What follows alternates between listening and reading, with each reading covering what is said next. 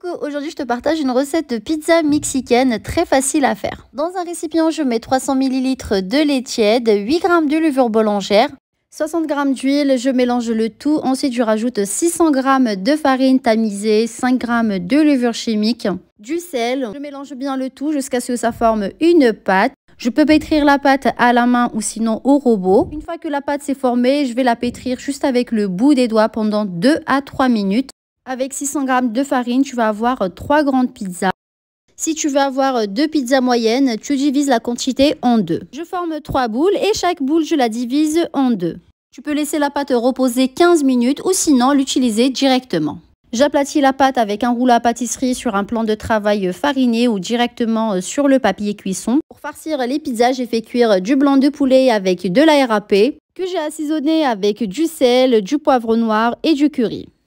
Pour la garniture des pizzas, tu peux mettre tout ce que tu veux. Ici, j'ai fait à la sauce rouge, mais bien sûr, tu peux les préparer avec de la crème fraîche. J'ai étalé une bonne couche de sauce pizza, le fromage râpé, du poulet, des olives vertes. Ensuite, je recouvre avec une seconde couche de pâte. Je fais un petit trou au milieu pour laisser la vapeur s'échapper. J'ai badigeonné le dessus avec un petit mélange de jaune d'œuf et d'huile.